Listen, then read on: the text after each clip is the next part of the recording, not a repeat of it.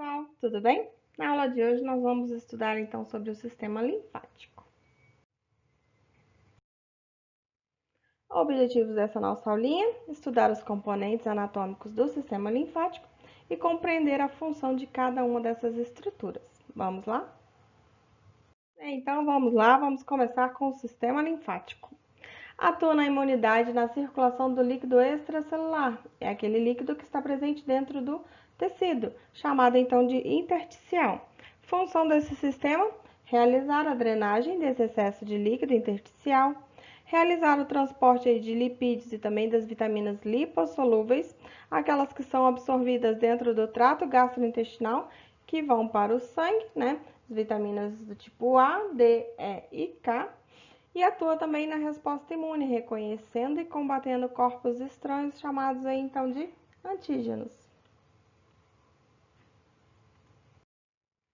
A linfa, que é o líquido que circula pelos vasos linfáticos, né, que vai fazer então aí atuar o nosso principal ator dentro desse sistema, tá ok?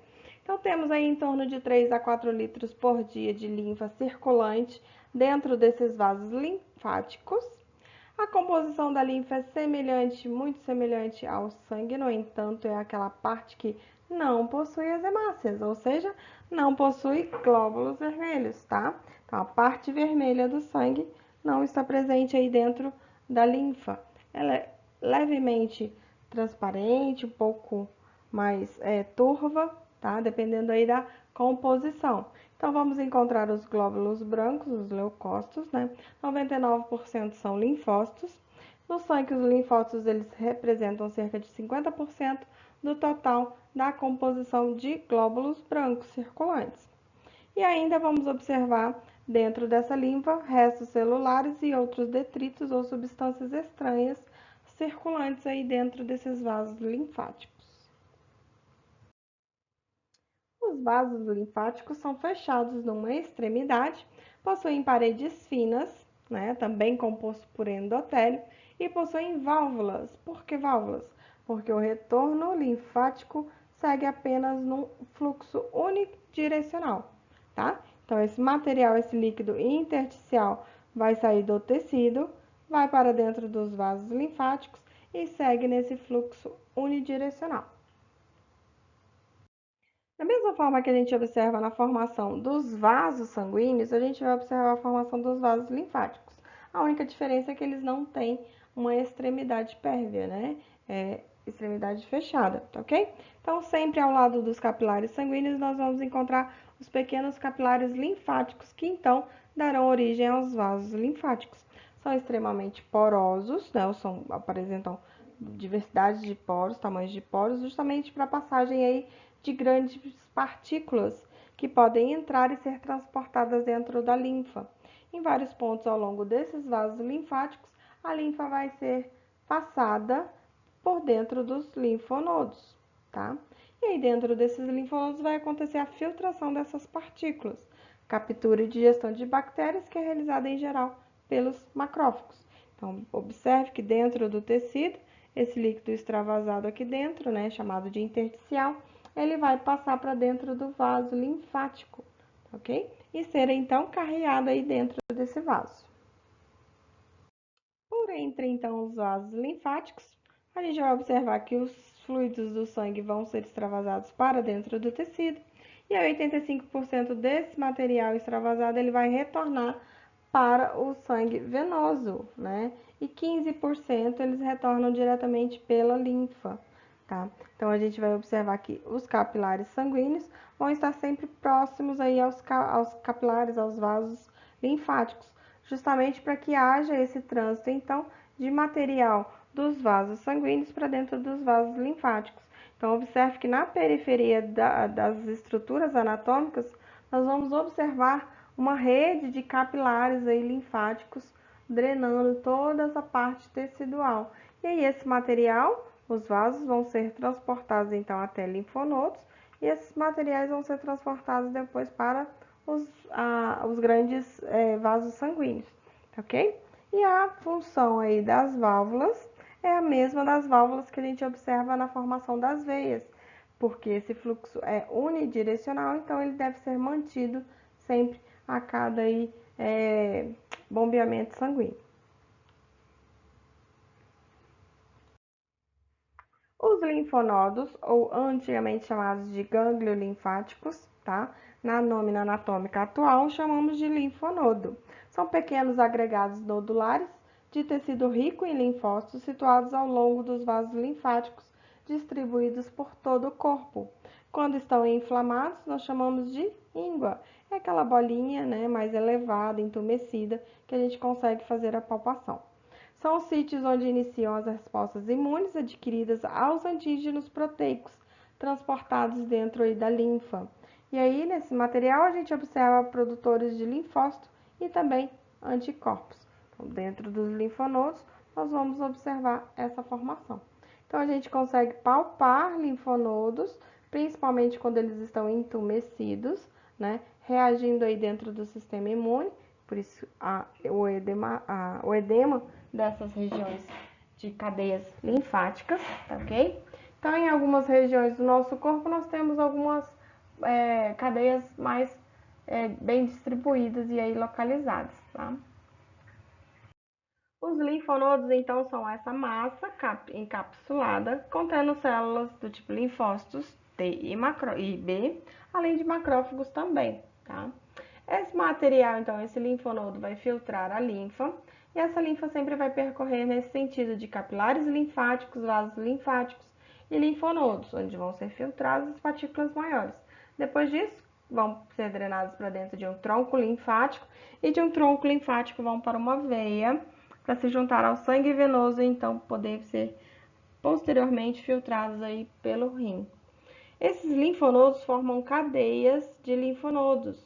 Em determinadas regiões nós encontramos um maior conjunto desses linfonodos, né, formando essas cadeias, como na região lombar, a parte intestinal, a broncomediastinal, a subclávia e também na região jugular.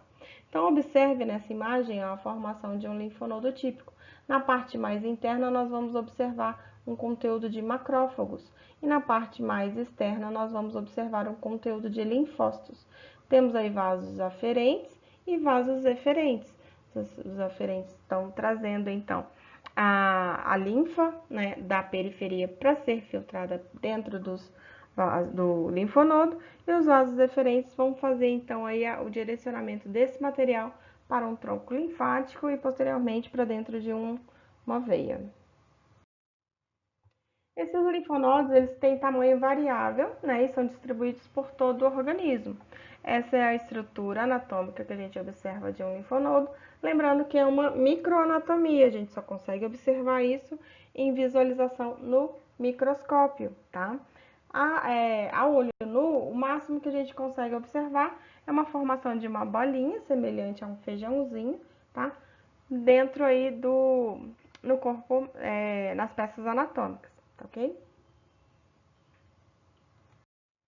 Então, esses linfonodos em algumas regiões vão se agrupar formando essas cadeias linfáticas.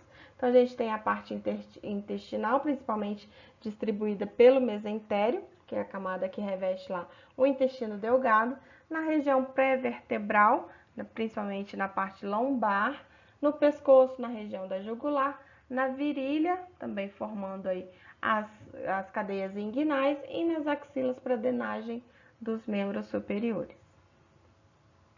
Observamos aí então a formação da linfa, dos vasos linfáticos, né, e dos linfonodos. Além desses itens, dentro do sistema aí a gente vai observar a formação de órgãos linfóides também atuando na defesa do nosso organismo. Então temos aí a tonsila faríngea, a tonsila palatina, a tonsila lingual, o timo, o baço, tá? Atuando aí dentro desse sistema linfático, tá ok?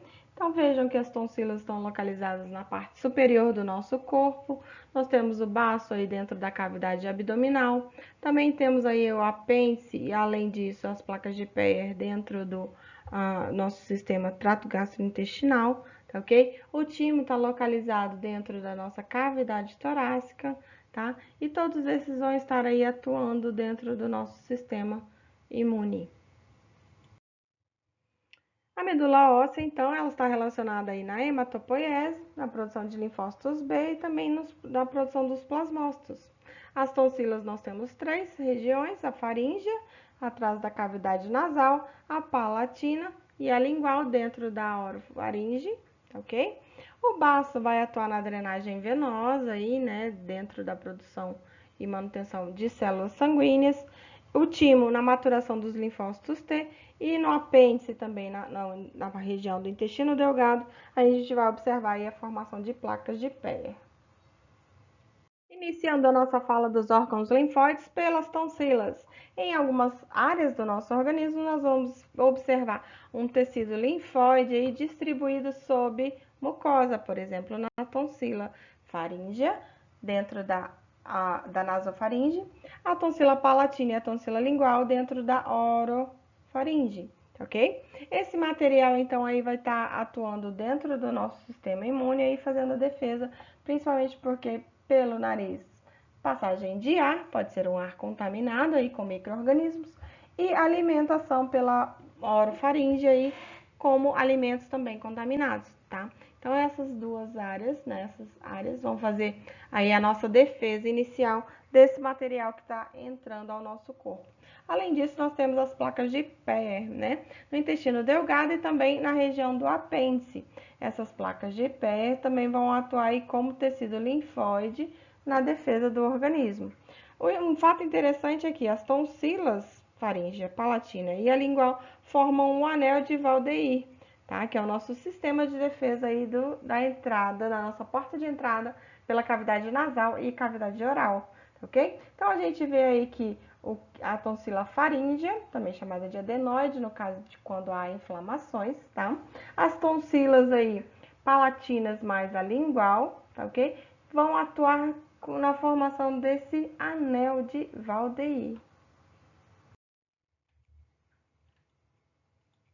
O baço, próximo órgão do sistema linfático, como órgão linfóide. Então, é um órgão linfático, mas ele é excluído dessa circulação linfática, justamente porque ele está dentro da circulação sanguínea. Ou seja, a drenagem venosa deste órgão é obrigatoriamente passada pelo sistema porta-hepático, vai para o fígado, tá ok?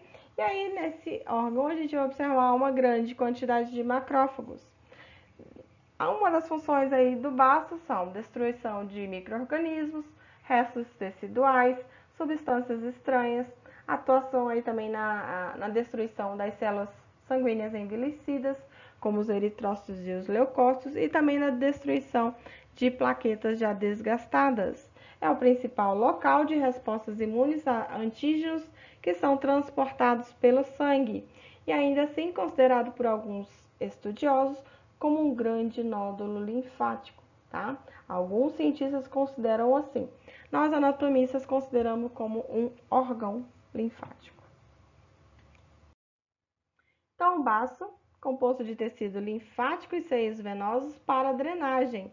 Ele remove eritrócitos e plaquetas, armazena também plaquetas e também produz os eritrócitos, que são as hemácias, tá? Composto aí de polpa branca e polpa vermelha, né?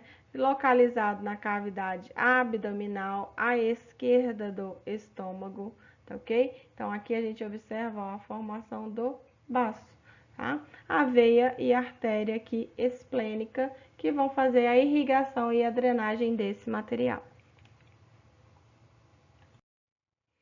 Baço é o principal local para a fagocitose de micro-organismos que foram opsonizados, né, revestidos por anticorpos.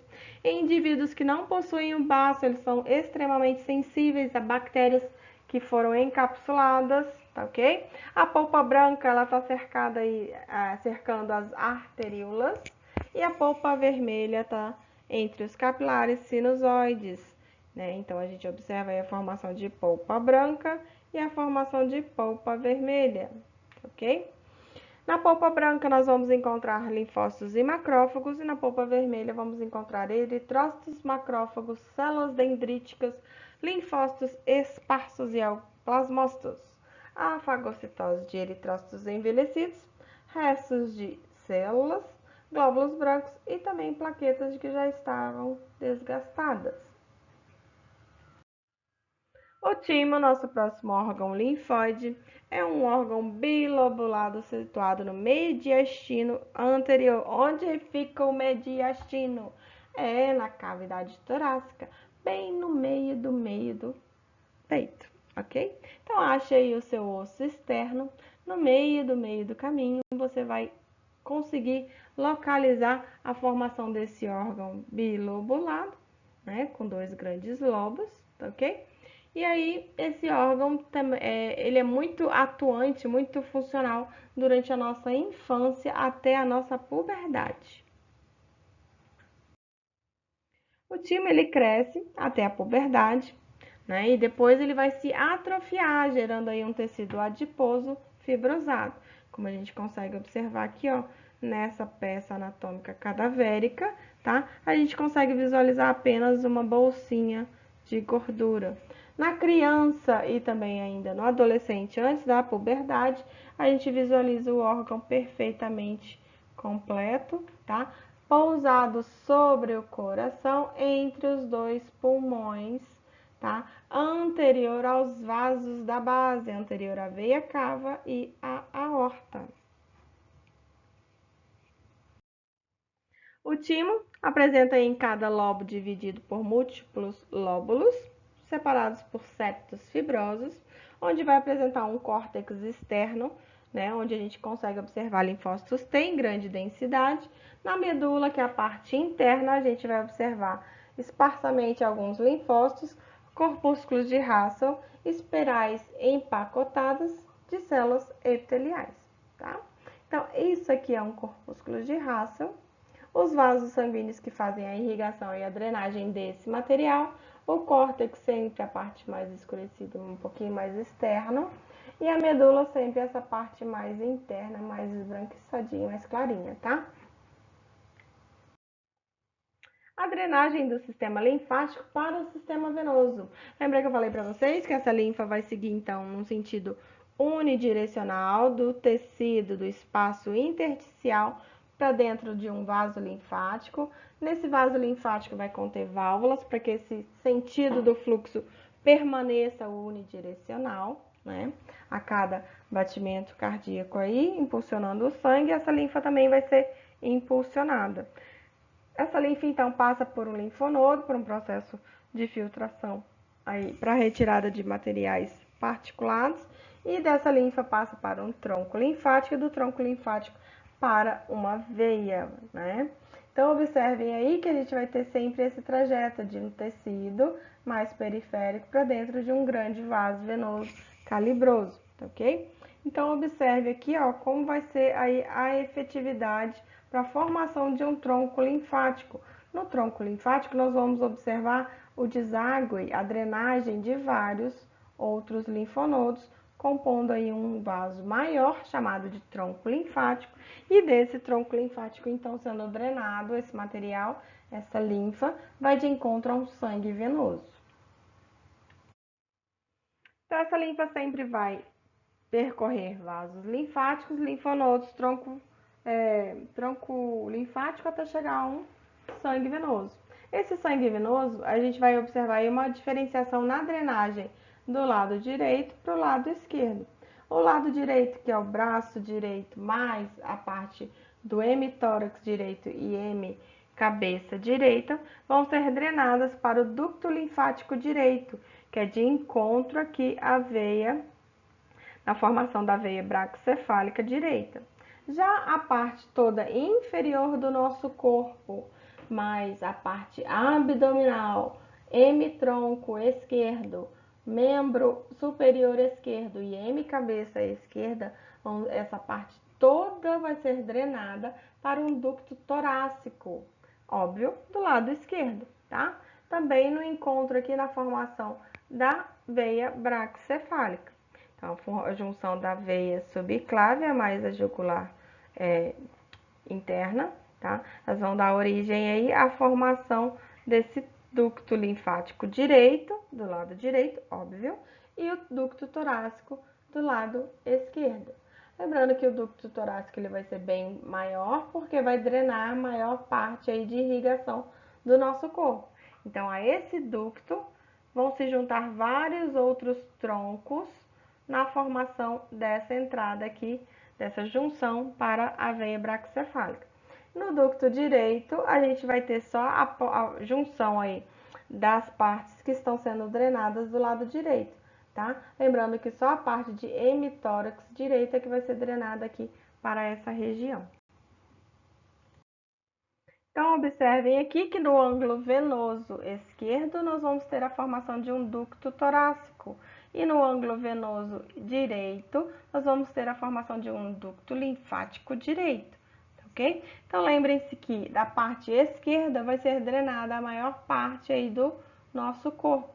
Por isso que esse ducto vai ser maior, a junção dele com a veia braquicefálica vai ser bem mais calibrosa, justamente para permitir a drenagem desse material, tá? Então, toda a linfa do nosso membro inferior, da região pélvica, da região abdominal, lá drenada para dentro da cisterna do quilo, que é um grande linfonodo, uma cadeia de linfonodos aqui dentro da região intestinal, vai passar aí pelo diafragma, vai fazer ainda drenagem broncomediastinal do lado esquerdo, né? A parte de membro esquerdo tá vindo também drenada aqui nessa região, a parte de hemicabeça esquerda também está sendo drenada aqui para junção a esse ducto torácico. Já no lado direito, a gente vai ter drenagem do membro superior direito, hemitórax direito e aí hemicabeça direita para essa região. Então, lembrem-se aí dessa junção de vários troncos, a gente vai ter a formação de um ducto linfático direito e de vários troncos do lado esquerdo, a formação de um ducto torácico, tá? Então, observe na imagem, ó, que a gente vai ter várias junções, né, para o lado direito e várias junções também para o lado esquerdo, tá ok? Então, observe aí, ó, as formações de linfonodos, né, para vertebrais, laterais aqui a vértebra, né, a nossa coluna vertebral. Temos a cisterna do quilo, que é um dos nossos mais importantes para a drenagem da parte intestinal, ok? E além das partes aí dos membros inferiores que vão ser drenados para o ducto torácico esquerdo. Já no ducto linfático direito, vai ser drenado apenas membro superior direito, hemitórax direito e hemicabeça direita. Então, aqui a gente tem a formação aí justamente dessas regiões, tá? Então, do lado direito, na formação do ducto linfático direito, eu vou ter a junção aí de um tronco jugular direito, que está vindo da drenagem da hemicabeça direita, um tronco subclávio direito para a drenagem de membro superior direito, um tronco broncomediastinal direito, justamente para a drenagem aí do hemitórax direito, tá? E aí o restante a gente vai ver que vai ser tudo drenado para o ducto torácico. O jugular esquerdo, drenagem da hemicabeça direita, esquerda, o tronco subclávio esquerdo para drenagem do membro superior esquerdo, um tronco broncomediastinal esquerdo para drenagem desse hemitórax esquerdo, além de toda a parte inferior aí que a gente consegue visualizar aqui na imagem, a cisterna do quilo, um tronco lombar e tanto direito quanto esquerdo que vão ser aí drenados para dentro da cisterna e esses para dentro do ducto torácico. De modo geral, sobre as informações do sistema linfático que temos é isso. Nos próximos vídeos que eu vou disponibilizar para vocês, eu trarei aí, então a drenagem específica de cada região aí com os determinados linfonodos e cadeias de linfonodos. Essas informações foram retiradas dos livros de anatomia, sugiro que utilizem para os estudos de vocês. E lembre-se, você só vence amanhã se você não desistir hoje. Ou seja, faça como as arraias bebezinhas, estude também, tá bom? Beijo, galera!